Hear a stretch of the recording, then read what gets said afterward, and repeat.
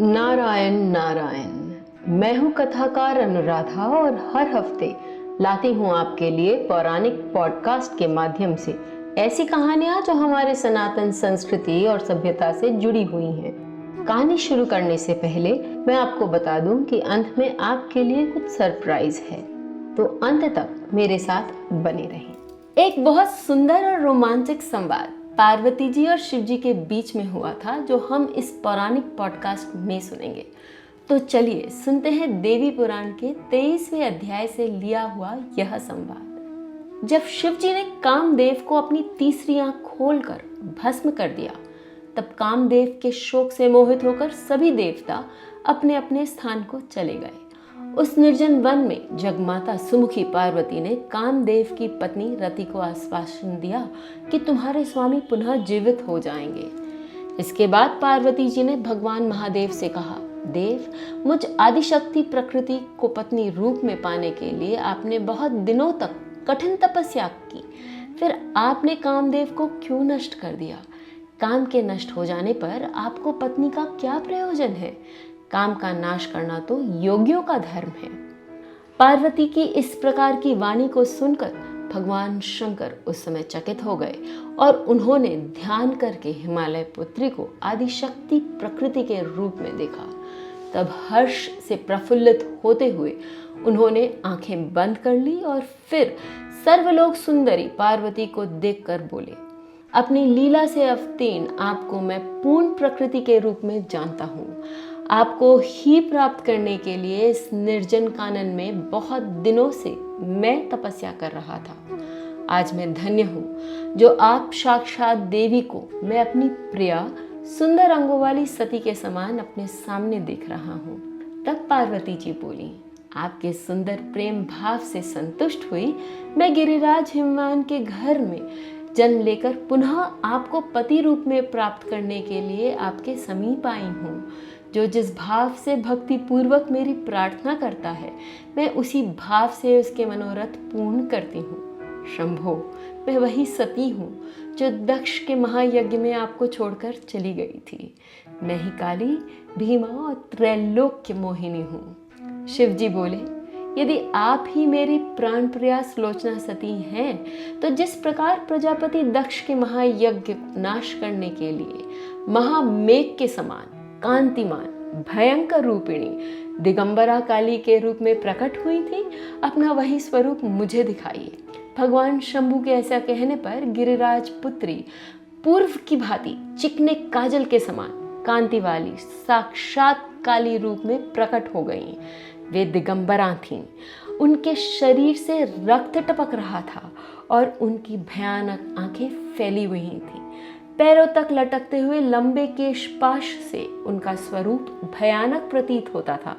लपलपाती हुई जीभ और चमकते दांत तथा नखों से वे उसी प्रकार सुशोभित थीं जैसे आकाश मंडल में अनेक चंद्रमाओं के उदय होने पर मेघमाला सुशोभित हो। घुटनों तक लटकती हुई अत्यंत विशाल चंचल मुंडमाला से वे उसी प्रकार सुशोभित हो रही थी, मानो महामेघ की घनघोर घटा छाई हुई हो। 4 लंबी भुजाओं से वे ज्योतिर्मय शोभित हो रही थी और नाना वर्णों के रत्नों से जटित मुकुट को धारण करने से उनका मस्तक शोभायमान था।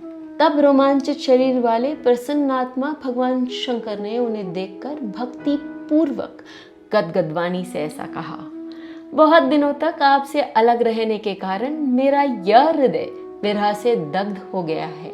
आप महेश्वरी मेरे हृदय में रहने वाली अंतर्यामी शक्ति हैं। आपके चरण कमलों को मैं अपने हृदय कमल पर धारण कर तथा उनकी आराधना करके आपके विरह से संतप्त हृदय को पुनः शीतल करूंगा। परम योग में स्थित हुए भगवान शिव ऐसा कहकर भूमि पर लेट गए और पार्वती जी के चरणों को हृदय पर धारण कर लिया। ध्यान के आनंद में मग्न शिव मूर्छित होकर शव रूप में स्थित हो गए और परम आनंद पूर्वक उनको देखने लगे। पुनः भगवान शंकर अपने एक अंश से 5 मुखों वाला रूप धारण कर काली जी के सामने स्थित होकर हाथ जोड़कर सहस्त्र नाम द्वारा परमेश्वरी काली की स्तुति करने लगे। यह स्तुति ललिता सहस्त्र नाम के नाम से भी जानी जाती है। इस प्रकार सहस्त्र नाम से स्तुति करने पर गिरजापुत्री पार्वती जी ने शंकर जी से यह बात कही, मैं आपके लिए ही गिरिराज की पुत्री भाव को प्राप्त हुई हूँ। आप मेरे प्राण के समान पति हैं तथा मैं आपकी अनन्य अर्धांगिनी हूँ। आपने मेरे लिए दीर्घ काल तक कठिन तपस्या की है और मैं तपस्या के द्वारा आधारित पुनः आपको पति के रूप में प्राप्त करूंगी। तब महादेव जी बोले, आप श्रेष्ठतम आराध्या, सभी की माता तथा परा प्रकृति हैं। इस जगत में आपके लिए कोई भी आराध्य नहीं है। आप अपनी कृपा भाव आदि गुणों से मेरे ऊपर अनुग्रह करें। शिवे, मैं इसी वर के लिए आपसे प्रार्थना करता हूँ।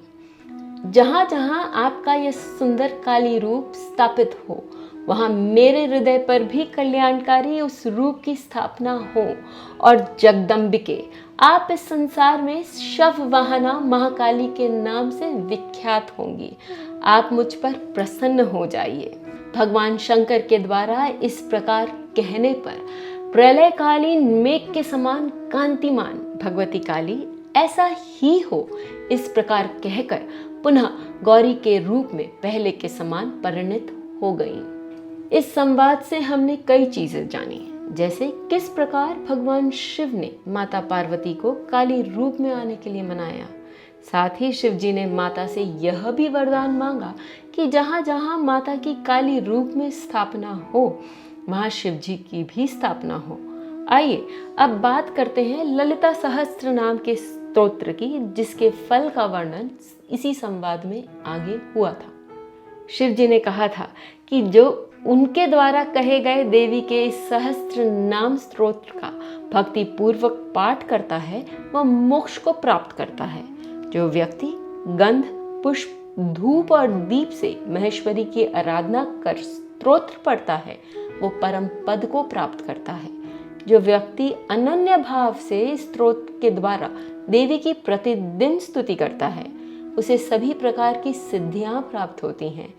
राजा उसके वशीभूत हो जाते हैं, सभी शत्रु नष्ट हो जाते हैं और सिंह, बाघ आदि सभी हिंसक प्राणी तथा चोर आदि उसको देखने मात्र से ही दूर से भाग जाते हैं। वह आज्ञाकारी हो जाता है तथा सर्वत्र महान कल्याण को प्राप्त करता है। अंत में दुर्गा जी की स्मृति को प्राप्त कर स्वयं देवी का अंश हो जाता है। ज्योतिष के दृष्टिकोण से तृतीय तिथि, जो माता पार्वती की तिथि मानी गई है, उसमें जन्मे लोग अपने जीवन साथी को खुश रखने के लिए पूर्ण प्रयत्न करते हैं।